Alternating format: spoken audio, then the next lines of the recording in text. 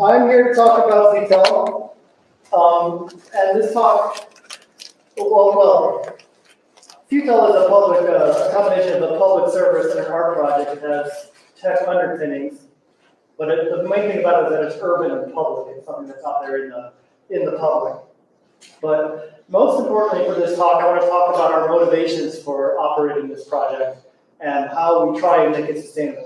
So the point of this talk is to talk about a creative technical project and how those motivations and how those strategies might be helpful for other people's projects.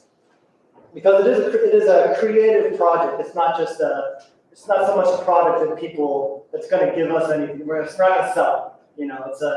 There's no money in free phone calls. So that's what we are. What we do is we deploy payphones, which are free to use. And a lot of people complain to me about why do we call them payphones, and I tell them I will make you pay if you talk to me about that. But it's free calls and then free other services as well and other activities you can do on the phones. But that's it. We plunk these payphones out in the street. We've been running it since 2014. It's myself and several other volunteers. We have, I think, 12 free public payphones right now. They're all in sidewalks and alleys and accessible from the public. I don't know how many, the number of volunteers always changes. We have a core team of people and then other people with various skills who come in when they're needed. So there's about 9 in Portland right now, and then we have one in Detroit, one in Ypsilanti, Michigan, one in Washington, and this one. These are all in Portland. Let's see. This one's the Ypsilanti one. That's the Detroit one. And then we also offer free phone service to the Social Justice Action Center and Right to Dream 2 in Portland, which is just, basically contacted them and said you want free phone calls, you want free phone service. And there's a bar phone at Upright Brewing in Portland. So they're public things, but I'll put a phone in a place where you have to, where the bartender has to let you in and stuff like that. But everyone can walk up to these phones at any time and use them for free. This is a 2021 map. So this is an old map, but anyway, yeah, a lot of phones. And then there's other stuff to kind of support the project. We have an incoming line. You can access some features from the incoming line. And then there's other really outreach parts of the project. We publish a zine. We have various handbooks for people who work on the project and other media too. We have a lot of audio art, so that can go on the web too. Website, blog, stuff like that. And then whatever other related programs we need to run it. When COVID hit, we started a sanitation program, which sanitizes the phones, but then almost as important, would leave a record that they had been sanitized so people could see that had happened.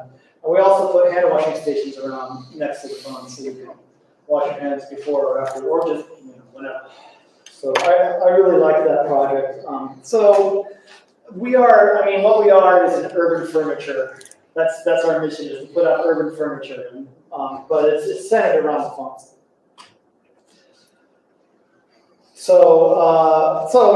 Phones. We stick these phones out here, and they offer phone calls. They offer everything is free right now that you can use. You can call most of North America. You can call into the phones and ring them. And like I said, the incoming line too. You can set up voicemail. There's a voice conference you can use. There's directories that you can access of interesting and useful numbers. Call the mayor. There's a directory of social service organizations, things that people might want to use, but then there's directories of fun things. If I find out about an audio art project on the phone, I'll put it in there. Like there was a dream survey that got a lot of attention at one point.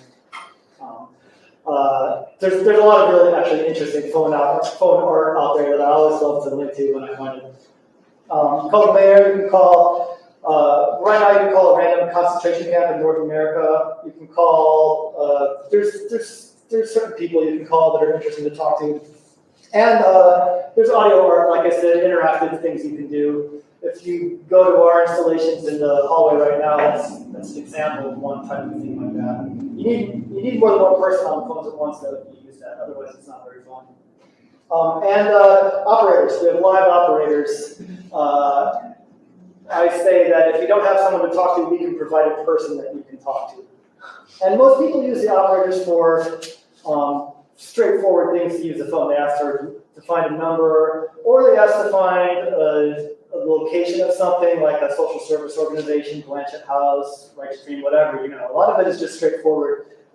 They need something for their lives. But if you amuse the operator will talk to you about whatever he wants. So people talk about all sorts of things. You know, I personally, some people just like to call up, like, yo, look, what is this? And I hang up on those people, you know. But if they want to talk to a human, I'll be a human to talk to them.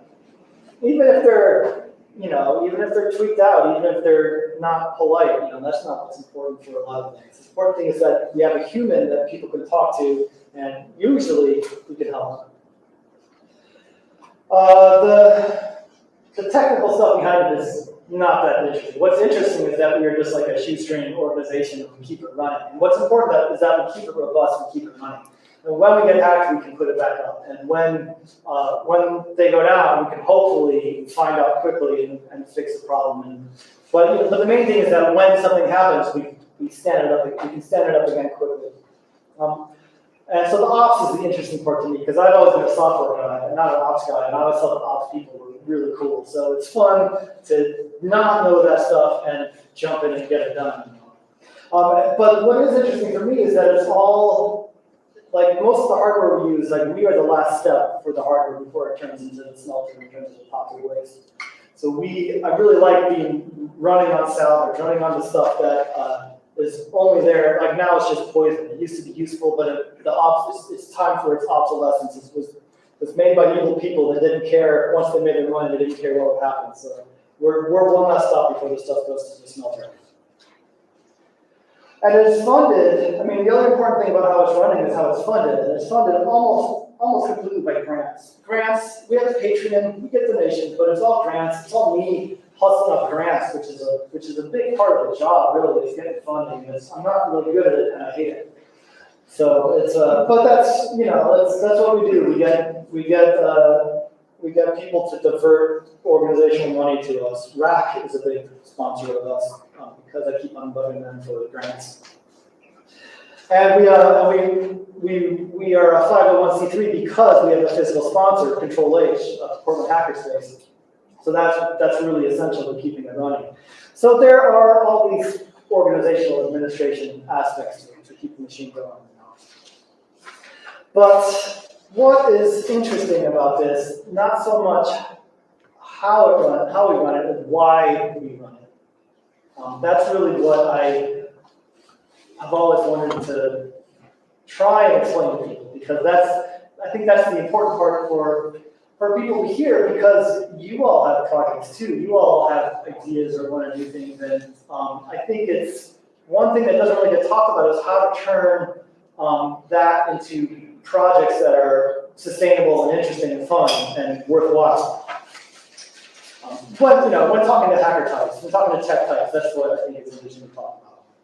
So our motivation was because we're hackers, we like to do stuff like that. We like projects, and if you can do it, you kind of have to do it. It's an obsession in a lot of ways to exercise that.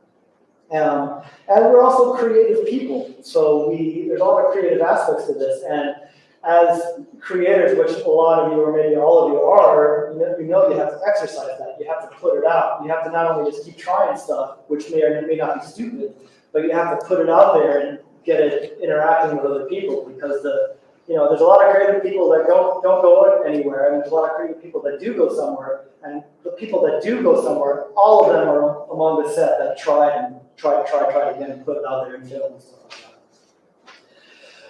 So it's just a part of that. These are our projects for that. And I personally always need to have a project going. If I don't have a project going, I get very sad.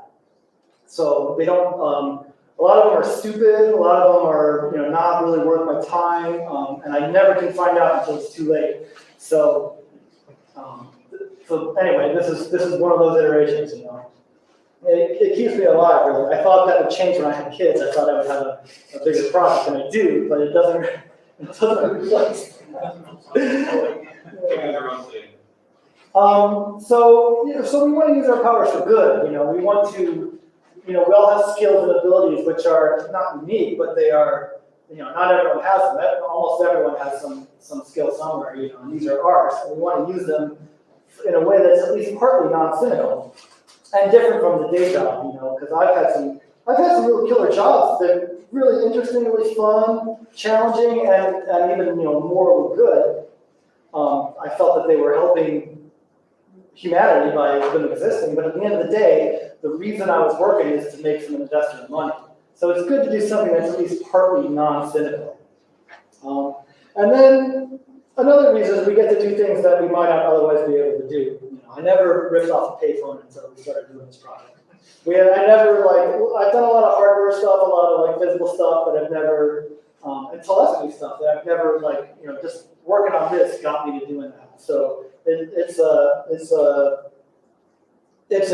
good for us to run this project. And then it's a creative project. There's a lot of creative stuff that goes into there. This is some copy that's on the phones. We have all this different copy on the phones, and no one reads this stuff except for people. I've read every little informational card I've ever seen in a payphone because I'm kind of scurvy that way. So no one reads this stuff, but it's fun to put it out there for the few people that do read it, and when they do discover it, it's something for them. And I think it's subversive to put a payphone out there, to put these out there in plain sight, and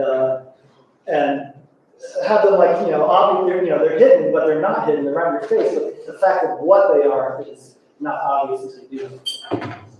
Those are the reasons. Those are our motivations for doing this project.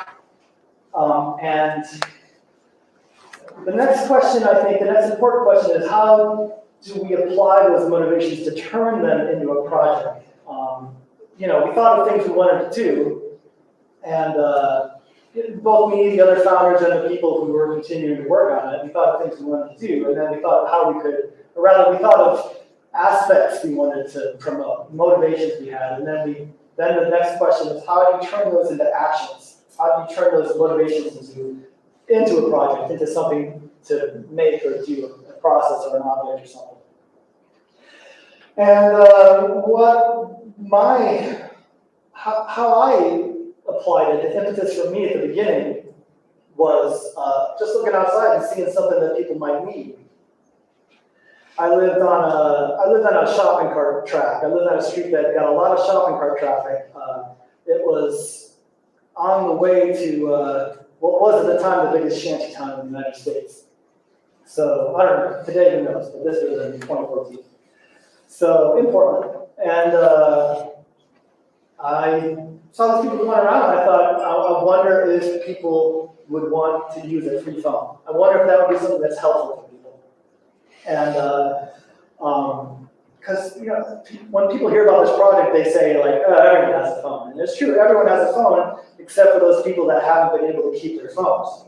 People haven't been able to hold on to their phones or pay their bills or whatever. So, and then there's the people that want to make prank phone calls. There's the people who have dropped their phone. I don't know. So I was wondering if that would be something that people would use. And then the next big question was thinking about what would have impact. What would be an impactful way to apply these motivations? And for us, it's phones with a public presence. I think of it as having radical accessibility because anyone can walk up and use these phones if you can hear them. You don't need an app, you don't need a device, you don't need to be part of a social network, you don't need an identity, you don't need to identify yourself at all using these phones. So it's very accessible, and I think that lets us reach, for the creative parts of it, we get to reach audience and get participants that most public artists would never, be able to do. It's kind of like a medicine show, except the reverse. The phone is the draw, and then you get to keep them in if they want to keep using the phone for some other reason. And then also, what is fun is very important. I'm sorry. So it's also important to think about what's fun because volunteers for a project that isn't going to make a lot of money, volunteers need to be attracted and kept, including myself. Burnout is real. I have responsibilities and stuff too, so like we all do. So it has to be fun to do. And it also has to be affordable because at the end of the day, I am the funder of last resort. You know, if I can't scrounge enough money, then I'm the one paying the bills. And also, the fundraising is not the fun part of it. So it has to be something that we can do within our means of doing it. And that's that gives us freedom. We can leave these phones out on the street for people to abuse, and that gives us the freedom to do this project. The fact that it is affordable.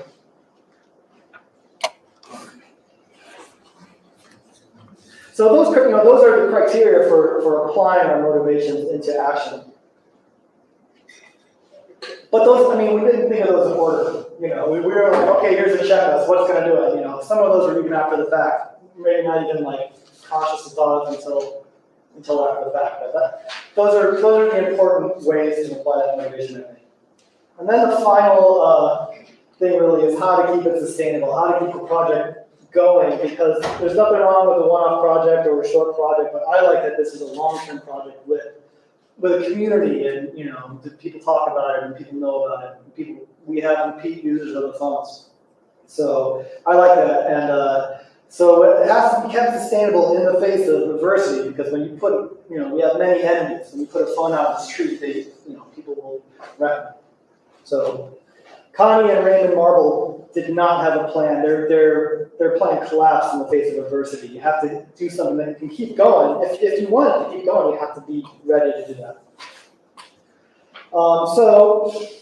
Because like I said, there's a lot of labor going into there. That's the big thing. A lot of labor goes into the project. We need volunteers and funding, and we need me, the director of Futel, that's the title, because I gave it to myself. And we need someone like to be me to do the coordinating, do the organizing and stuff like that. So it's got to be, like I said, fun and interesting. We have to use our skills. But it has to be rewarding for us to do too. We have to see what we're doing, see that it gets used. So let's see. This one was a crowbar of some kind. You can see the coin slot was wedged in there. But the guy had a rock. The guy who did this, like, messed up his hands doing it. It's really sad. So, you know, there's for a crazy project, there's a lot of failure that happens. You know, you have to make it sustainable in the face of that failure. So it has to be rewarding for the volunteers. And one way it's rewarding is we metric it. We see how it's being used, and we see that people are using it, and see how they're using it. What features are used more than others. Like I said, that's how I know that phone calls are the big thing too. But then I can see what other parts of the menus people get to and stuff like that. You know, I put the first phone out. I didn't do any copy on it at all. It didn't say Futel. It just had all the original payphone stuff. I just put it there and I let people discover it. You know, it took about 2 weeks and people started really using it just from you know, running into it and stuff like that. So that was my first indicator that it was being used. And now we have to actually be able to see events and stuff like that. And it has to be, so we have to see that we're doing something good, that it's actually happening. But then, the volunteers have to be appreciated too with tokens and stuff like that. You know, there's no money in it, but they have to get something that might be a token. You know, like we have a party with a bar tab once a year. We used to, you know, stuff like that. So you just see that you feel good about it. And also, it's important to have a presence. I think to have an organization, because that lets us toot our horns. That lets us brag. You know, lets us be proud of what we're doing, which, especially in the technical fields, we all know people who are who brag, and that's the most important thing is their egos, not the project itself, but the fact that they are talking about themselves and their project, and nobody likes that kind of person. So because of that, I tend to have a backlash against it and not want to talk myself up because of something. But it's important to be able to feel good about what you're doing and talk about it and get ideas from other people too, and be able to point to it and point to something you're a part of. So I think that's an important part about it, is to be able to point to a project and show what you're doing and have an organization around it. Even if it's just you, even if it's just like, you know, how they put logos on things now, that's the whole reason for a logo. That's the whole reason for a title or something like that.